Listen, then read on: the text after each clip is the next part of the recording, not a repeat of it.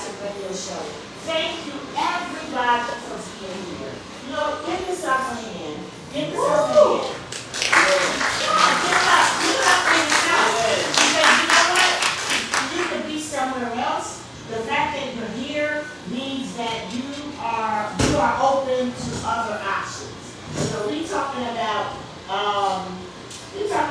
liberation today. You know, Jewel, she's been growing up in there. She got notes, presentations, tiny house visuals. She said, but I did take a couple of those just to keep myself on track. Well, first of all, I would like to give honor to my stepmother, Vivian, who is here today.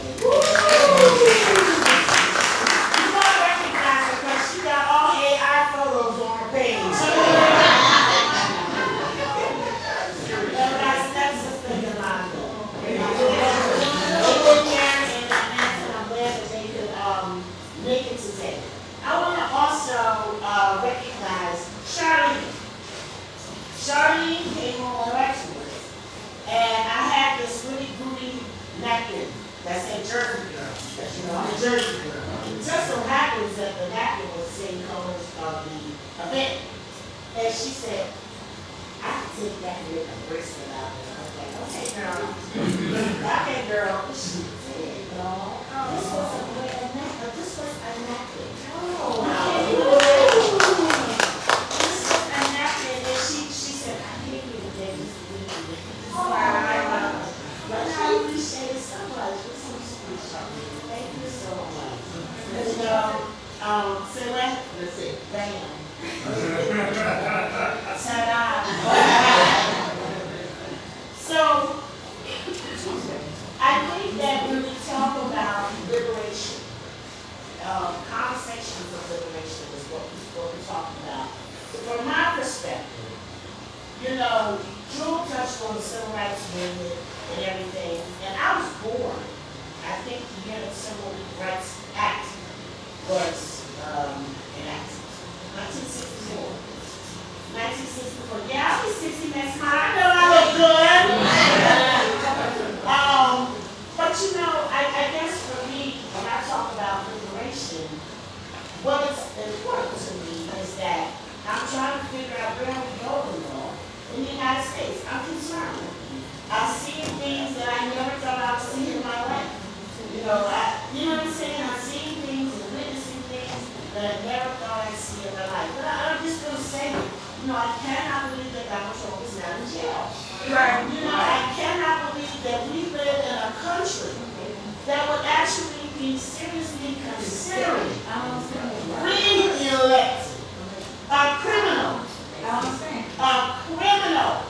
Let me say that. You didn't do what I'm supposed to say. I said what I said. Okay? I mean, literally a criminal. A criminal. How Donald Trump is not in jail. You know? So, my journey to Panama started actually in 1993. I met my husband, Alfred, in 1993 in Biloxi, Mississippi. And, okay, so what happened? Them people was trying to not give me back my money for the successes I had bought. Okay? So, I had to let them know that Jersey was in the head. It was $6. Don't damn, I don't know what my coins was back then. But anyway, so I'm in line, and I patronize the store every single day because it was right across the street from where I live. And they thought for one hot minute they wanted to give me my money. I said, he's going to give me my money. The line got backed up, and he happened to be in the line. Okay? That's how I met my husband. In Biloxi, Mississippi. I ended up in Biloxi, Mississippi because of my longest, dearest friend, Karen. Karen Mills, who introduced me. Me and Karen been best friends, rolling road dogs for 45 years. Wow. And you know, relationship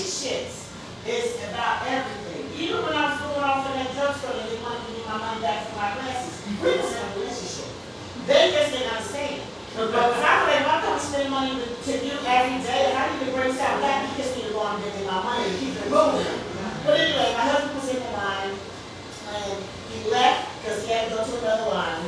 He left, and before he could get out the parking lot, he said, I gotta meet that woman. So he came back, and I met him. That was November 7th, 1993. One of the first things that he told me, he looked a hot mess. For all my single ladies. For all my single ladies.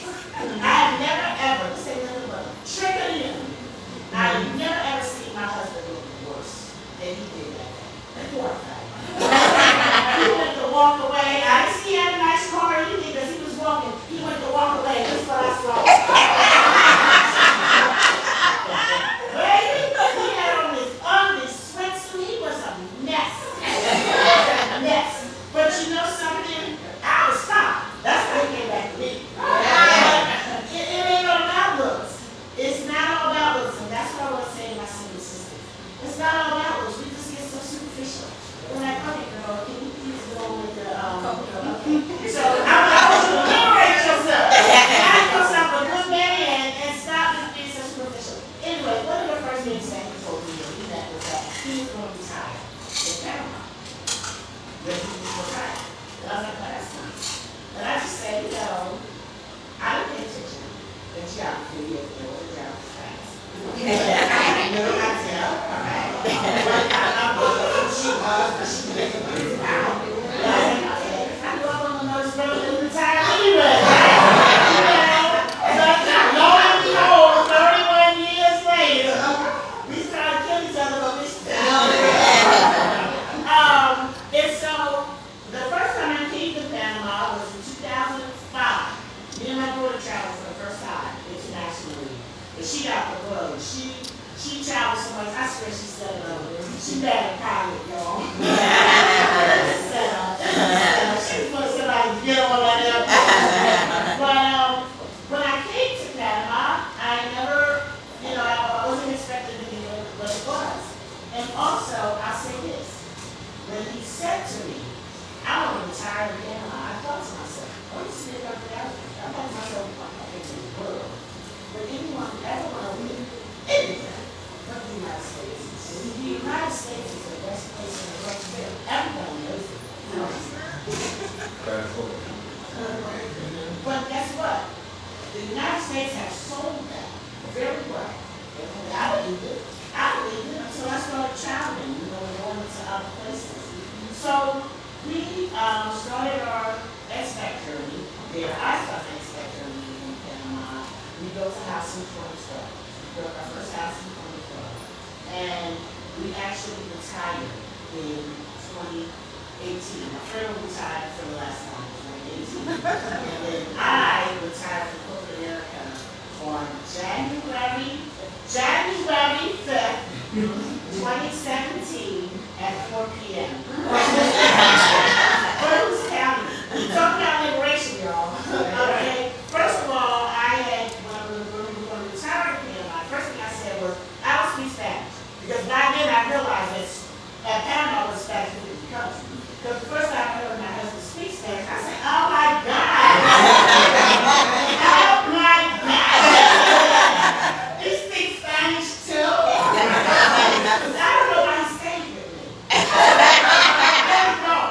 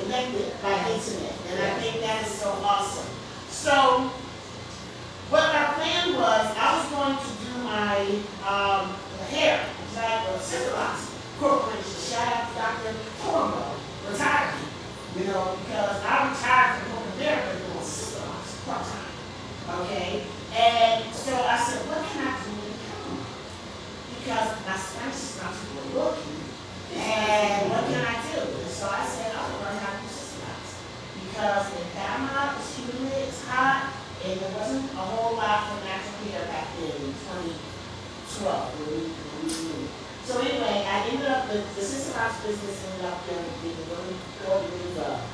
I started a Black Expats in Panama Facebook group and page in 2019 because I need to start to attract Sister House clients in Panama. And it was slowly, because me and my husband, we would go back, setting up the house, like go 2 weeks, twice a year, like do stuff and have like a couple of little meetups and everything. But then, that day, in May 2020, George Floyd, Karen Moore, Donald Trump, and COVID collided. And it was just like a bomb in everywhere. And all of a sudden, when the group had grown to 200 people in a year, I probably had 200 requests to join in a week after that. By the first year after that, the group had grown to 2,000. But in the meantime, they're saying, okay, so what's that again? Killing black people, are the black people in there? Was the health insurance there? Was residency requirements there? Was the letter there? And I'm like, you know what? I just really didn't sign up to be a relocation specialist, right? But I basically ended up doing it out of just trying to meet a need because people were asking me.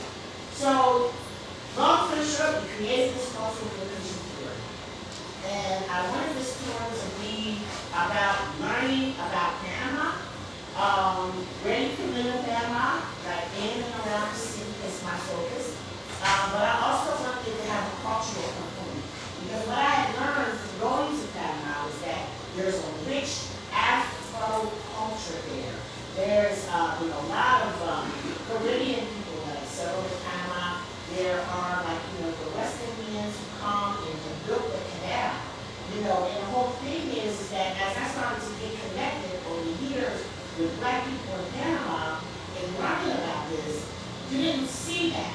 You would see olive skin, straight black hair, and pom-pom, polyeras, dresses, when you see Panama.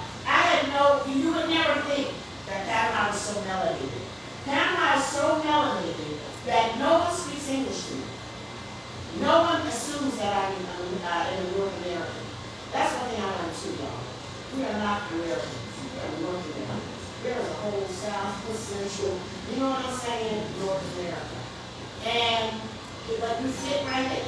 You fit right in. So that was like one of the things that I liked a lot about Panama, and I wanted people to experience that. I wanted them to know the work that the West Indians had to do, like build the canal in Panama, and also introduce them to the condo culture out in the area of Colon. If some of y'all follow, Colon is the boogeyman of the Panama, city, region of about an hour or so, Panama City, but it's an all-black area that has been systematically depressed, and I said, I'm going to Colombia, and everybody told me, why would you take anybody to Colombia? That's what he said. Black people said it, white people said it, Panamanians said it. Why would you take anyone to Colombia? And I said, because we need to see Colombia, and we need to come to Panama with this understanding of history. Just imagine, because the U.S. has done some profound stuff in Panama too, with the canal and silver and gold rolls, they came and they brought their level of racism to Panama. I don't say that the North Americans, people in the U.S. brought racism, because racism is always there. It's always there. It's like, how is racism? Racism for us. I just think that, we just have such a deep understanding of exactly what racism is, that when we see it, we know it. So you have Panamanians, the black Panamanians who do not refer to themselves. That's Afro-Panamanians, which most black people in Panama that do refer to themselves as black, or black, some Afro. And that's not my business. How you refer to yourself is not my business, okay? And they feel that Panama is a melting pot. Panama is diverse. We love everybody. It's pulled right out. And I believe that to a certain extent. Do you not notice that? Do you not notice that they're not married or Afro? Now everybody not color. Most people are melanated in Panama. From one, state to the next. But I'm talking about the one with the Afro. That's what I'm talking about. And you don't see that. So there are things like that that I think they miss. And I'm not there to put it in their face or get in their business. I do recognize it. But when you think about racism, the U.S. just takes it to another level, and when I'm there, there's liberation, because everybody is not concerned with my color. Everything in the United States is about my color. The minute I walk in the room, it's about my color. I walk in the room and just because of my color, I'm going to get more for that car. I'm going to get more for that movie. You know what I mean? I'm not going to get service that maybe somebody else is. And it's just real. And so my tours also address that. And that's why there's Black experts in Panama. And we come to the EDC free, about the experiences that we had in the United States. But in Panama, I'm not going to say, okay, that they don't see my color. Because some people try to talk as first. That's not it. But the color that they see, green. It is what it is. I see what I see. However, green is universal. Green is universal. Even white people have to deal with that. You know what I'm saying? You might be white, you may not get the same, automatic response as I did when I walked in the room because I'm Black. But let them find out why I say I'm white. Then it's a green thing again, right? So, what I'm saying is, it's liberating for me as a serial entrepreneur to be in Panama. Because I am great to me. Because those people see money. Those people see money. When I first started, going in, I'm like, yeah, Black expats in Panama. You coming through with 20 Black people. People was like, okay, where they going, right? Where they going? We brought so many Black people to Panama. The thing about Panama also, in my experience there, is it is a place where a person with a leader in the United States can flourish. Okay? You cannot flourish in Avenue Balboa. If any of y'all follow me or anybody in Panama, you know that Avenue Balboa is like, okay, that's it.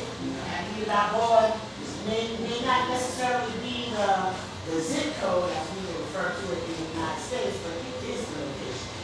And when I tell you, the day and nighttime views from Avenue Balboa are incredible. There's lots of room to have that in your life every day.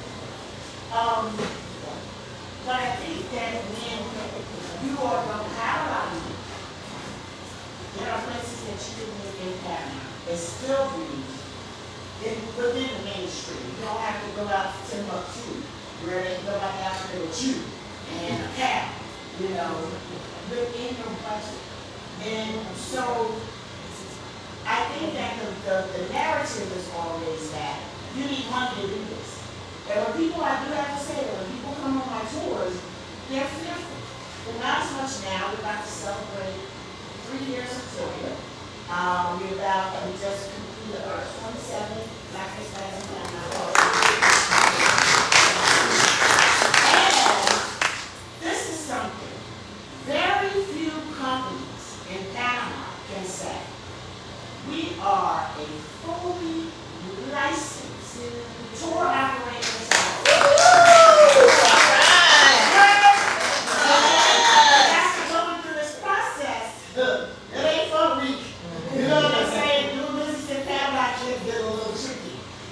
Just because of culture and not knowing and the language, but I trust you personally, okay, and we are licensed, and I am so happy about that. I'm so happy about that. But what was I saying? What was I saying? Thank you for listening. Let's get it done. Yes, so you can afford to live, and say if you have a $1,600 Social Security or pension or whatever, that's not going to get you too much here in the United States. Now, even the places that you used to go and be able to live comfortably on that little bit of money that doesn't exist. You know, it's like the girls said to me one time, she said, listen, the only thing we ain't going to get more of is land. That's it. That's why she considers it to be the best investment ever. But I said, but we had AI, so I don't know. We might be, you don't know what's going to happen because you just never know. But at the end of the day, you can't afford that here in the U.S. in most places. Now everything is so high. You pay a premium for that thing. So you can come and you can live. The other thing about the liberating part of being this international person, particularly in Panama, is healthcare. You know, the healthcare is really good. They have public healthcare, but they take a lot of our insurances. And I think when we think about healthcare, even this, liberating is that when somebody tells you everything you know about the United States, forget about it. This is Panama. That is the best advice you can get. Because we all think healthcare, what do you think? What's the best advice you can get? Insurance, high premiums, okay. Money. Well, here's the thing. It's not the same story. It's not the same story. You know, you can go and have major things done for what you may have paid as a copay in the United States. So you may not necessarily need your insurance for everything. I think you should have it. People tend to hang on to their U.S. insurance, you know, if they have U.S. insurance. If you don't have U.S. insurance, I strongly suggest that you have in your budget before you make your exit, a budget for health emergencies, because it can happen. And you'll be able to deal with most things. For example, I had a root canal in Panama, and it cost me $350. And I like to smell bleach. When I smell bleach, they put down there, like, you know, they're done, and I know this will be right. And I said, there you go. There you go. There you go. Because you be worried like that. So it cost me $50 for that bleach. And my previous root canal in the United States had been, I want to say, guys, it was at $2,800. My copay was over $500. Right. When I tell you to your face, I will tell you a lie. That man gave me a root canal with a bleach. $350. Good job, right? Good job. So you have that. You have that to consider. So most of the things that are going to happen, you'll be able to deal with. What you need to be concerned with is long-term care. If you have to go into the hospital, you know, that's going to run your group. And I understand that if you don't have insurance, sometimes they be like, okay, hold on, excuse me. You got $10,000 because, yeah. So I think there's something where they want upfront payments or health care, especially from foreigners. So you have to know that. But then they have policies in Panama where it's sort of like Kaiser Permanente. It's like you have a policy with, you know, Princessville Hospital, which is our hospital. Princessville Hospital or this hospital, you can go there for treatment. And your policy covers this. And their policy, and I don't know maybe I just never noticed it, their policies have amounts. So it's like, I feel like with my policy, the policies, is that normal? Is that US like? Where because our policies like, okay, if this happened, we don't cover this. If this happened, we don't cover this. And if something that's happened to happen, then they don't know this, then you won't cover that. But they just have it where you get $1 million. Your policy is $1 million. So however your sickness will show up, you know, that's how it's dispersed. You know, so we actually, when we do our cultural relocation tours, we have a lawyer, an insurance broker, a moving company, a black doctor, so proud of my moving company, and a realtor. And they come and they share information about the relocation process So that's liberating because we have been, I feel like, oppressed by healthcare here, honestly. Because they have made it so you've got to work for this to go on. Or you're not going to be able to insure your family. You're not going to be able to afford it. And, you know, Nancy Pelosi said one time on the healthcare, you know, things with the Healthcare Act trying to pass with President Obama, you know, she was like, you know what the solution for small businesses? And no one else had really talked about that. But it was a big deal. Because you can't even consider having your own business. Because you can't afford to have these solo policies without a big corporate conglomerate over your head. So that's why inventors work for people, and they invent, and then the corporation has been assigned the rights to those inventions, so that they can continue to get paid, and they can continue to get health care. And then those corporate entities patent those inventions, billions of dollars. You know, so to me, it's just another way of oppressing us. And I just feel like being open-minded to an international space is very important. As I start to close, because I want us to have time to talk. I think if you're thinking about a black city, does everybody know what a black city is? Does everybody know what a black city is? Okay. So a black city is the current definition of black city. There have been different definitions over the years. Is black people living in the United States. You know, the thing is that it's not just a black city, it's an exit, period. We're not the only ones leaving. You know, white people, silence comes people, silence. I'm sorry, that's my sisters. That's me, mine. I need to pray for my sister. Y'all please pray for my sister. Laura and Bob.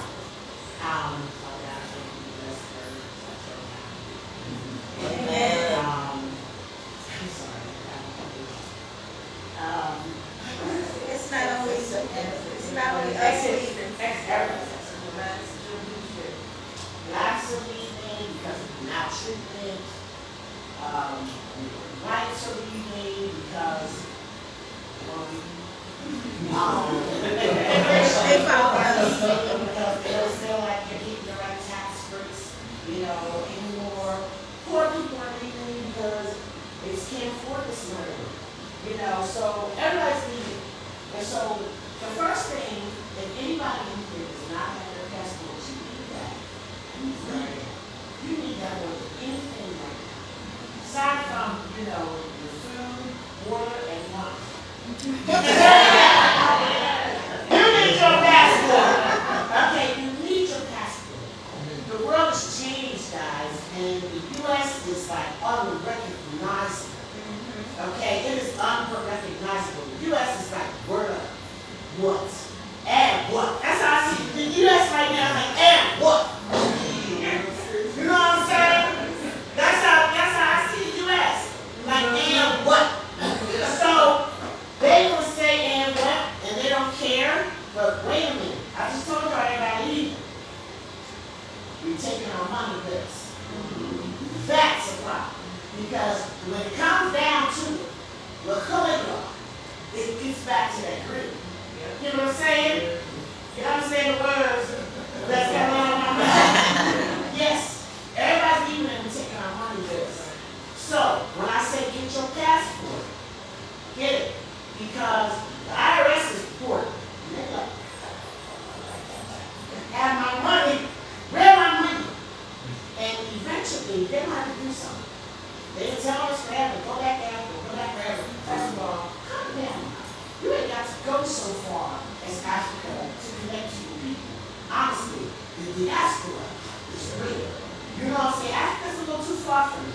I am going to trip to Ghana, October 17th to 25. Shameless plug, but it's my stuff. If anybody wants to go. But I say this seriously. Your first thing is your passport. Because there is no thing without it. You can't go nowhere, period. You buy a ticket. Because you don't have to show your passport until you check it in and all that, but you ain't going nowhere. You never leave the United States without a gun. Just think of that. Just think of that. Crazy as stuff is. You can't leave. And not only that, make sure that everybody you love got a passport. Because push come to shove, you might have to leave them. Stop buying stuff with other people's name on it. You know what I mean? You want to invest in the U.S. government, buy a passport. Buy a passport for yourself. Because that is going to be the first thing. You're going to have your passport, and don't assume that you have time. Because it didn't happen.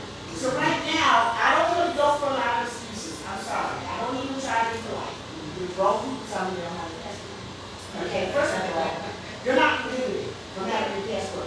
Felonies, and I understand. You know, sometimes we are disproportionately, no. Most of the time, we are disproportionately lenient with felonies. Felonies don't matter on your passport. Unless you are treasonous. You know, and real treason is please. Okay? Yeah, exactly. But, so there is no excuse. Right now, the passport is not costing anything. You can get a passport, even if you don't have a lot of money. Listen, put $50 aside for 3 paychecks, or 4 paychecks at the most. What's a passport? $1.20? You can do it. You can do it. Or whatever you have to do. You need to get that passport. Because guess what? Right now, the U.S. passport is extremely powerful. You can live in most places for 6 months without reporting that you're there. You know, probably without no consequences. Without committing to the country you're visiting. You know, without down to get out of the country immediately. This is what we did for 5 months. I guess 7 days. But that's today. What's happening is that, what if they say, you know what? Passport's going to cost you $1,000. That's going to knock some of us. That's going to be a hurdle for some of us. That's going to be a little different than $200. And so, and what if they say, you know, the U.S. is still powerful. What if the U.S. goes to these other countries and say, listen, I'm going to need y'all to cut back on that. Instead of letting them stay for 6 months, give them 2 months. Give them 3 months. What you going to do? Get your passport. If you find and investigate other countries that you think might fit for you, get your residency. It's not that hard. It is absolutely achievable. We have had about 400 people come through our relocation tours. Okay? We've had, I don't know, 300 get residency. It is such a powerful feeling to have something in your cards that says, hey, I said what I said. So what? You don't want me? You don't want to be bothered with me? But guess what? I'm out. And I don't have to come back in 6 months. I can stay as long as I want. Now, I'll say one more thing. Don't get it twisted. I am a United States citizen. And I plan to be a United States citizen for the rest of my life. However, being a citizen in a place and being a resident in a place is 2 different things. I want to be another resident. Because you know why? Juice, baby! Juice!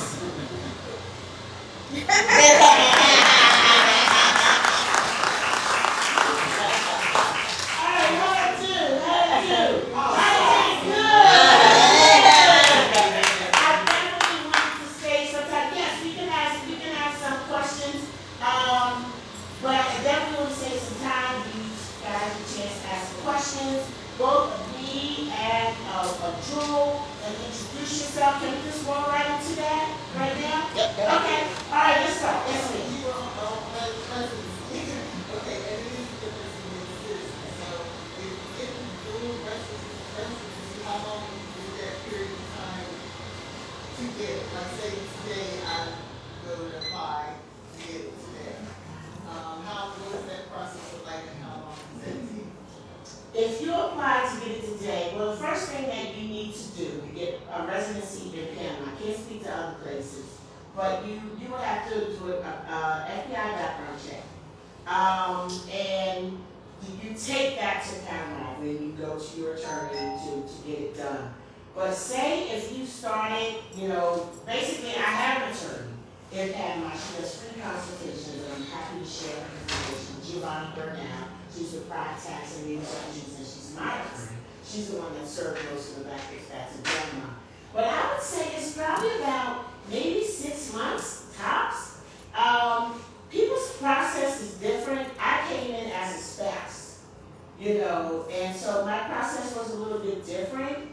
But for the most part, you fill out your paper, you get your paperwork to the attorney, and then usually when people come, it's like a week, and they're getting their residency. So first you get a temporary residency, because they give you a temporary residency pretty quickly. They give you a temporary residency that's as good for like 6 months, and that's time for them to check you out. And they check you out, and then in 6 months you come back and you get a provisional in most visas, because there's several different kinds of visas or residency, okay? So you come back, and the first thing you get is 2 years. You get a 2-year provisional residency. But then after that 2 years, you get a permanent residency. You're a permanent resident. I am a permanent resident of Panama. You don't have to live there that whole 2 years? No, that's a good question. Mine is 6 months, 6 months. That's a lot of people do that. A lot of people do that. And it's also a good question because I understand that with some places it's a shorter time. But Panama, I want to say you got to come like once every 2 years. Once every 2 years. 2 years. Yes, Kalika's a resident. And I just wanted to say, if you're old, like myself, you should get the retiree. And so we didn't have provisional or anything else. You just have to prove that you make then you have a lifetime income of a minimum of $1,000 a month. So if you get Social Security in it, then for $1,000. And I don't think that has changed. It's We've had ours for several years now. But and then it's unlimited because now ours is expired. Pensionada. Yeah, ours is expired. It's 10 years. So we have to do that over. Just get it renewed. So it's 10 years. It's 10 years. 10 years, yeah. And then you just have to renew it. Yeah. And they say it's an easy process. What's their senior age? 55 for women. No, 50. 55 for women. Yeah. Yes, baby. Yes. You're 60. I'm 70, so I weigh over. I know she's pretty. Oh, she's pretty.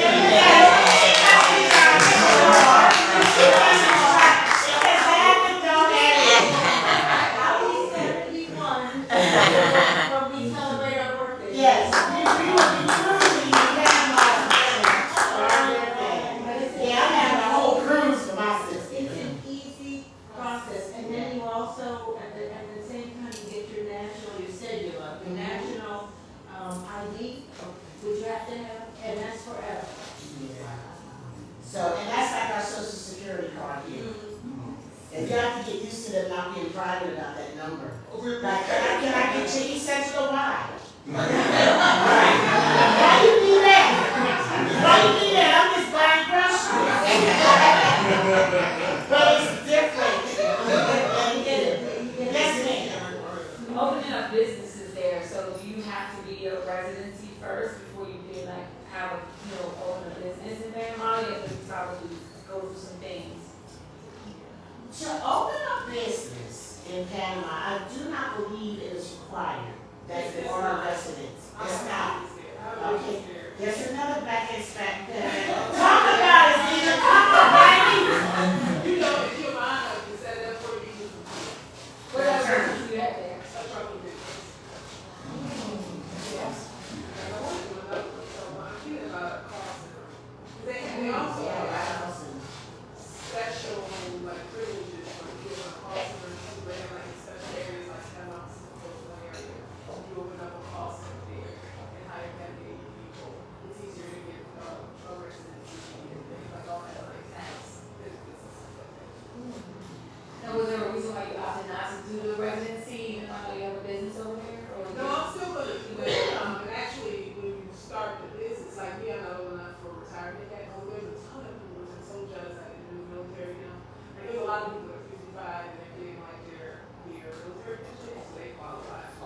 Oh, that, the $1,000 that. But yes, and let me just add to that, for those who are military, we got 40-year-old pensionados. Yeah. Because it's not about your age, it's about your pension. If you have a lifetime income, which VA disability applies, like VA disability and of course veterans, what's the other one? VA, military pension. Yes. It all applies, so if they get out and they're in their 40s, they get to come through on pensionado. They don't get all of the benefits though. They got a special something on theirs, they can't roll up, you know what I mean? And get like all of the senior benefits. Right. But seniors have, 20% off at restaurants, they have percentages off your utilities, and then and medical. And also, the one that I use the most is airlines. Something went wrong. Please try again. I know, it's that damn airline. And you know what? Who that? Who is that? No, who on that? Is that Siri? Y'all look.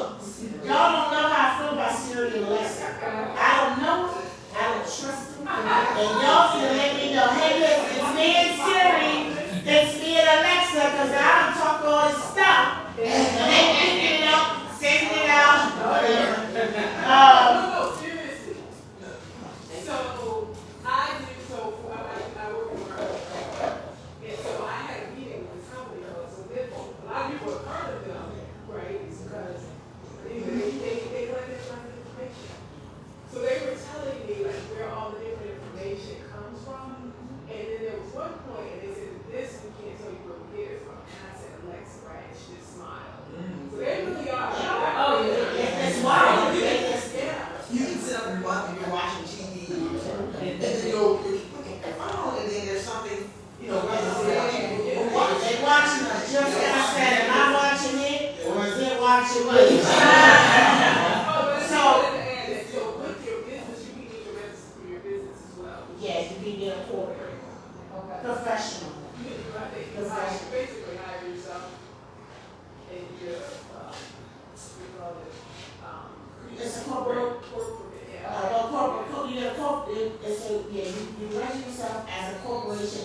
Let me tell you something interesting about Panama work environment. And we're also taking questions for little tiny houses too. But the other thing that Panama does that I actually did is they protect their people's jobs. You're not going to Panama and thinking you're going to be a lawyer there. It's not going to happen. You need a plan. You need a plan. If you're not retired, you need a plan because multiple professions in Panama are protected for Panamanians. Now, one way to get around that or become a part of that system is to incorporate. And even when you incorporate, you have to hire Panamanians. I like that. No shade, but my dentist in the United States was a black woman, and that's because I selected her. But like I wouldn't have as much selections in the military, and I don't know last time I had a black doctor. I don't know last time I had a white doctor. I don't know last time I had an American-born doctor. Because all of those jobs. Here in the States? In the States. Yeah. In the States. In Panama, your doctor's going to be Panamanian. That's it. Excellent question, but I was thinking of people, but in the U.S. right now, it's like crime and drugs is at a high level right now. Yes, I hear the sirens.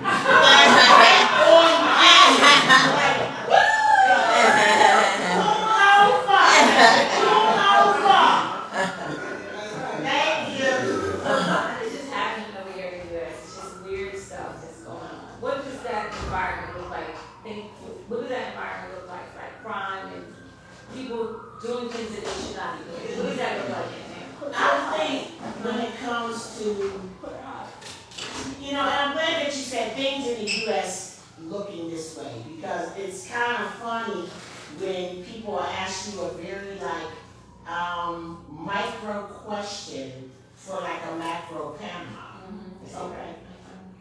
Yes. Because of course it depends on where you are. But I'll just say that for my experience, and one thing that I feel bad about, or that I feel like I need to learn the language. You know, I'm trying so hard, and I'm getting a lot better now that I live here, but I think you miss details. You know, you miss important information. And, but as far as like the city, which would be, probably, let's just say the city. I would say that Panamanians on the crime side, they were steal. You know, they were steal.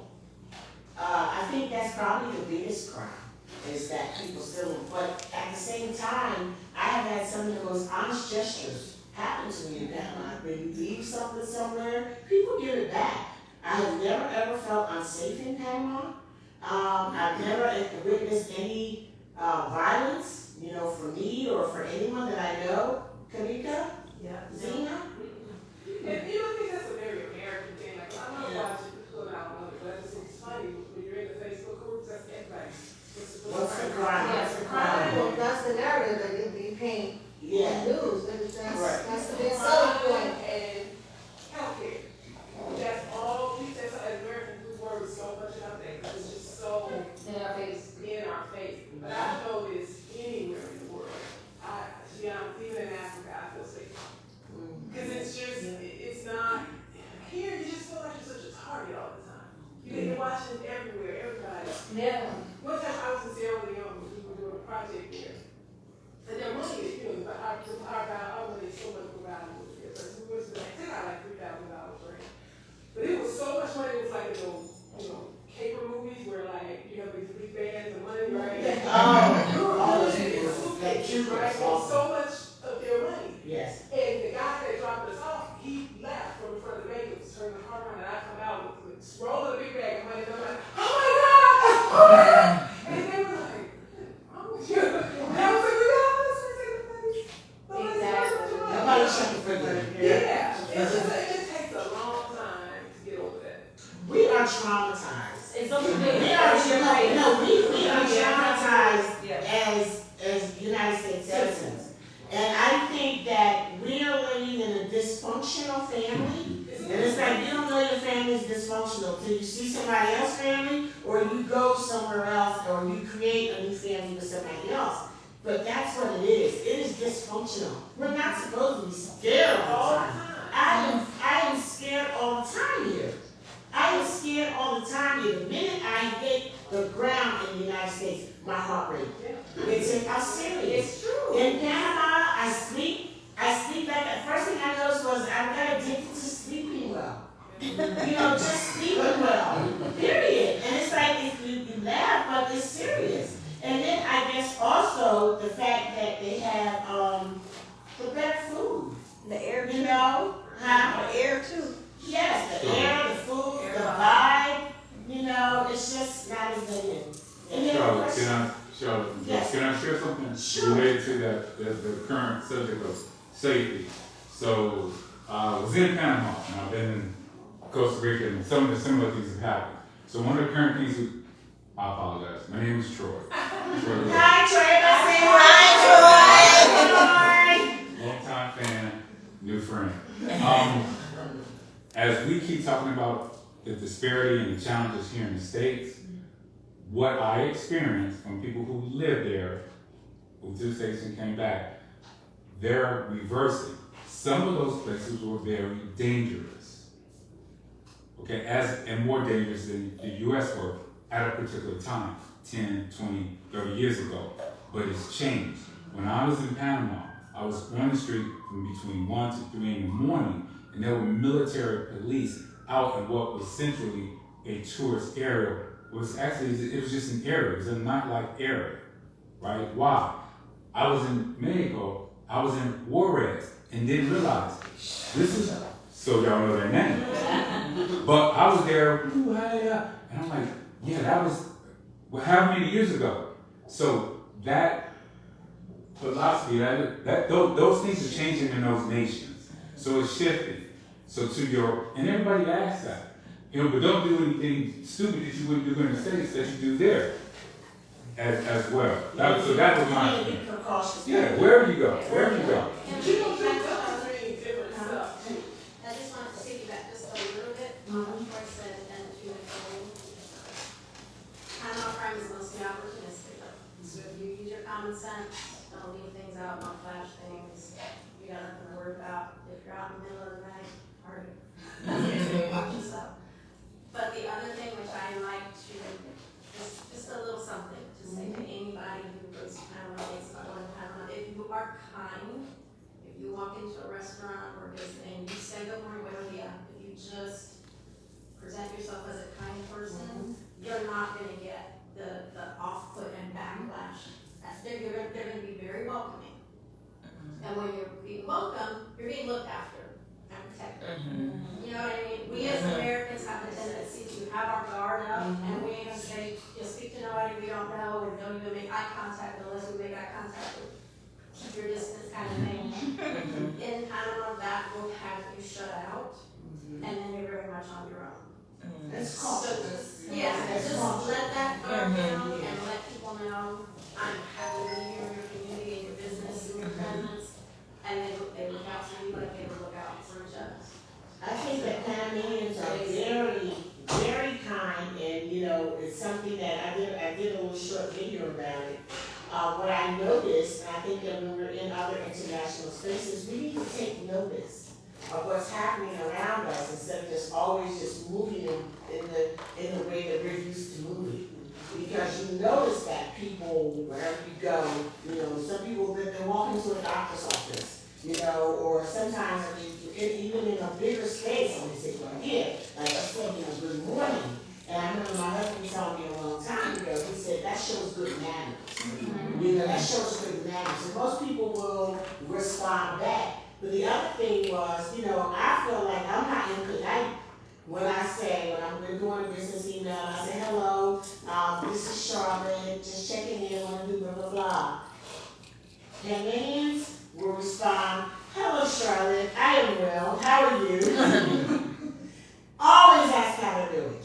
All in the most minimal communications. So I think that in moving abroad, you know, just learning some of these other cultures and relearning some of the things, I don't think there's anything wrong with the way that we are. I don't. But I just think that in Rome, you need to do it as Rome. You know, don't go there expecting them to do what you do. I think too, just also realize it's like how it can come off. And like you said, it's not anything wrong with it, it's just that you balance it with their culture. Yes. See everything, like every area that you feel in most places that I've been, anyway, I've been a lot of places. And we're like, to the point, you know, I know you, so here's my whole relationship, and like stuff like that. But no, other than here, to be honest, it's in Europe, but there's other places like that. So it's just being conscious of that.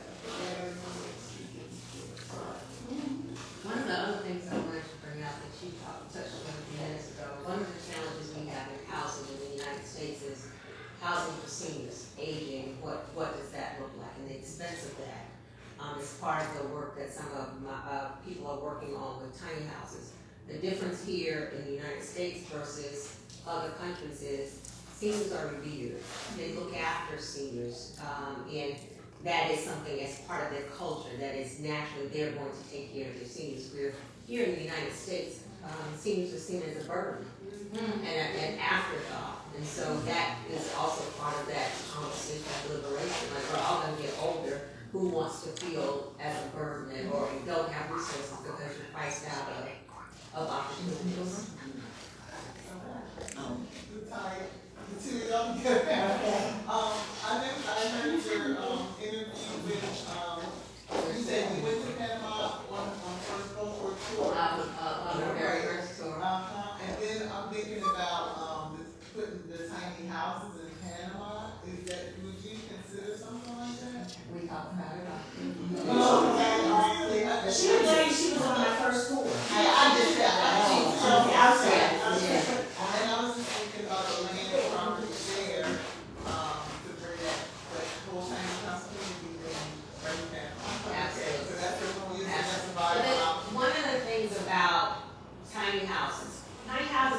different in the States because we're building the mega mansions. In other countries, they're used to living small, so it's not necessarily a different conversation. We're the anomaly, the big building the big mansions. So the land is there, you're saying, is it? There's opportunity. We just have to figure out what that Tap is. into it. I right now, during my tour, I take you to see a model home. It's called the Nook. And it is the closest thing to a tiny home that I've seen. And their concept is tiny home living, but like the refrigerator, the stove, everything is like behind doors. Like when you're not working in the kitchen, it's like bam, you don't see it. I like it, back around, patio, balcony type thing, but it's like only 8 to 10 stories high. So instead of just being a tiny home where there's moving, mobile situation or individual tiny homes, you try to stack. And it's a really cute concept. It's called the Nook, and it's in the O'Reilly or something. That's very Asian also. They have small spaces and they look vertical, so it moves out of the way and it becomes something else, but they're used to having to figure out how to use their space. That was the look, Charlotte, your hope, your stuff. Yes. Oh, yeah, I take my niece there. Nice thing. So, how? No, you're not doing a relocation tour now. It's all about the party. It's all about the party. If people want to see them, they can. But do we have any more questions? I'm sorry. The building is gone up. As a matter of fact, shameless plug for the Look. I like it. It's something that there's something that is less than 200,000. Most of them are less than 150. Super cute, and it's pre-sale. And the thing is that when we do pre-sale, and as long you gotta be with a reputable, you gotta be with a reputable developer to make sure they ain't gonna pre-sale you. But they'll be done in March, but it's like a 10% down. And if you talk in $150,000, there you can rent it out, Airbnb. It's in the city limits, so you have to have like 45-day rentals. But the whole idea with the Nook is community. I encourage you, Black expats, to buy that because we come and go. We don't need a lot of space. You see how we be turning up down there in the Panama streets? So we're always busy, but when you're not there, somebody can come and spend their little time there, and back and forth. And it's like a great return on your investment. And it's really nice. And it gives you time. I like the pre-sale opportunities for us because it's much easier for us to buy cash. You can purchase a home in Panama, and get financing as a foreigner. Better if you're a resident. But you'll have to put more down, and there's more restrictions. But it is possible. And you don't want to mention that, but that's one way to get residents to do is from property. Yes, that is one way to get it, and I think it's $300,000 purchase. $200 for the first friendly nations, but then there's another one where you can get it right away, and that's yeah. A shameless plug I forgot to mention, I am finalizing an app that I have created that is cooperative community. The way you say it is an opportunity. So one of the things the challenges that I've had is, so the number one question with tiny houses on wheels is where to put it. The second question as a Black person is where can I put it and be safe? So the app that I am developing, Cooperative Communities, allows people, and it states that it is prioritizing Black and brown folks, but people who have properties, who want to list their properties that they have available to rent, backyards, raw land, all of the things, people who are interested, future tiny home owners, current tiny home owners, they can create profiles and connect. People who want to create communities and go in as a collective and build and create communities can gather in this space. And then people who are selling tiny houses who want to advertise those homes for sale. And then lastly, also for builders.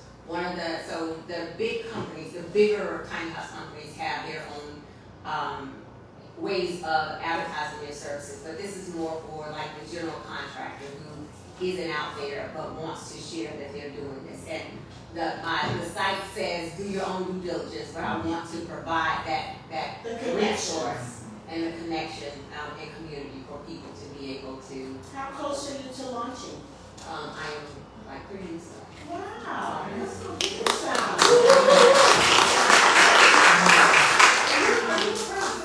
That was profiled with somebody at one of the first tiny homes here in the West End. Not the West End. Not here. My home is in North Carolina. One of the reasons I wanted to come inside Charlotte was for that. I was celebrating my daughter, but she ended up having a baby in person. But she lives in the West End. She doesn't know everything. I know. She lives in the West End. Okay. She wants to do a tiny home, so I'm thinking the information is there. Okay. Absolutely. You can get any more information when it's over. Does anybody have any more questions? I really like that. That QR code on the presentation, that was very strong. Mine is over here. Right anywhere, Black Express. I have a question. Yes, ma'am. For Jewel, what, if anything, in your time being in a tiny house, what was your biggest adjustment? Or is there anything that is, an adjustment to the point where you bring up the other life? So I put a lot of effort into designing my house so that it was specifically built for me. Like I was saying, I paid attention to how I use spaces and apartments. And so that effort went into designing my house, and my must-haves, my nice-to-haves, and my wish list. So my house, I made 2 changes in my house. I was rushing when we first built, and I had a bar-sized sink that was too small. I bought a regular size sink, and I had a window that didn't open that I wish that it had opened, and I changed that out. There's nothing in my house. But that was because a lot of effort went into it. The biggest challenge for me has been location, and that has a lot to do with legalization as well as racism. But I think an important thing that you mentioned there is that you built your house for you. Absolutely. And I think that, she does consulting as well, to help people. Because you really got, when we're used to living in so much space, we don't really have to consider what is the most important things to us. Like Jewel wanted a walk-in closet. That was like, she just needs to have that. And so she designed her space so that she used it wisely. So like we have all these houses where we don't use 70% of the house in some cases. We got these big old houses. Remember we used to have the large formal dining rooms that you have maybe Thanksgiving dinner at every other year or something like that. I look at my house a lot different now that we've gone through the downsizing emotions. And the other thing about Blacksity and even the tiny house living is that you definitely have to start dealing with the excess. The excess in our life is crazy. And we don't think of it, but it is. And even if you don't have the opportunity or privilege to build your own home, knowing yourself and what you need in a space, and then finding a home based on that meets the priority of your needs is a way to go into it if you don't have the ability or the privilege. So Jules, why did you? Do you have a guess on that?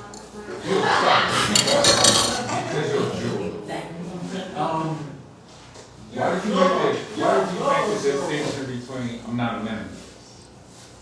Because when I first started in the movement, minimalism meant they had 4 pairs of pants and 8 shirts. And they didn't need a closet because they downsized all of their clothes.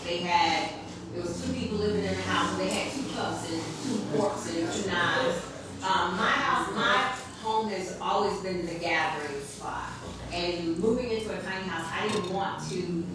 go into just to that point, going into a lifestyle that was foreign to me would have made me uncomfortable in my own home. It would have made my friends uncomfortable in my home. So my home has all of the things. Now, I don't have a lot of extra and waste, but my home has all of the things that make home for me. It's not me counting, I only have 4. And I want to walk out, I want to walk in my closet and get my clothes, and I still want to feel like I'm that person that I was prior to tiny house living.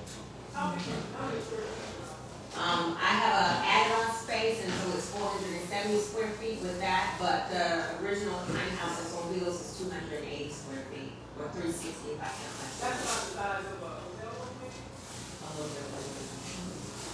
Yeah, and I think the way that you designed it, you would never think that was such a small space. I mean, they're really, but it's really amazing.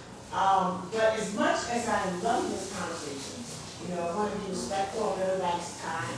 You know, we can build out and ask you some more questions as we wind down, but we are about to conclude the formal part of our event. I'm so happy to see you all. You know, I don't know if I mentioned that the reason that I came to Atlanta, of course, Karia's here, but also because Atlanta is my biggest follower. Atlanta is my biggest follower. So my very first U.S. meetup for Black expats in Panama is Atlanta. And my second one will be New York.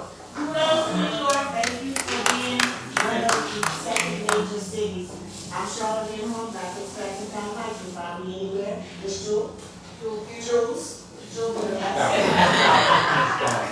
All of my family in New York refers to me as Jules. Anybody call you Julie? But that went too far. My first name is Jewel, but there are very few people I allow to call me that because they make it Jewel and Lane. But Jewel Pearson is Bohemian Soul on MS Bohemian Soul on all the socials. So thank you. Thank you.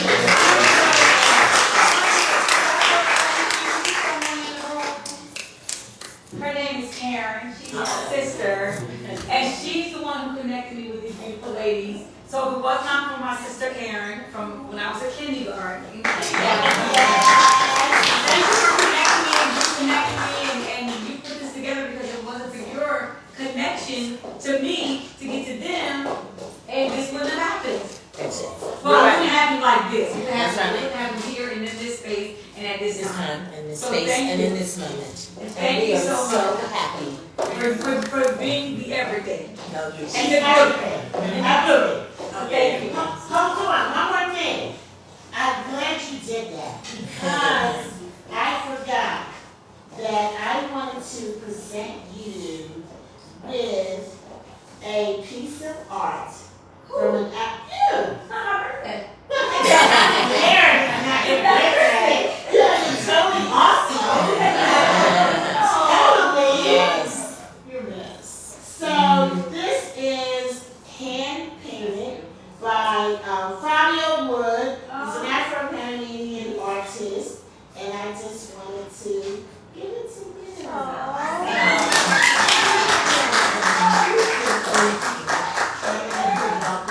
I love you tonight. And then I won't make you get up, but I had a gift for my stepmom, Debbie. No, that's. Your very own Black expats.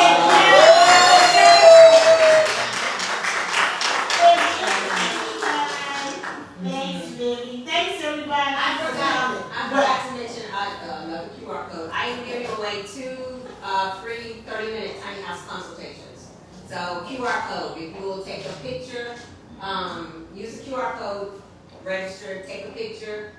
If you're on Instagram, take a picture, tag it on Instagram. You have to use the caption. You don't have to give up luxury to go tiny, and tag me in your picture. And I am giving away 2 30-minute tiny house There's a consultations. period between this and Bohemian. I don't know. It'll still come up. Okay. If you don't use it. All right. And whoever asked for my number, just before you leave, just I think it was over in that area. Just give my number, my direct number, and let's connect. Gracias. Thank you.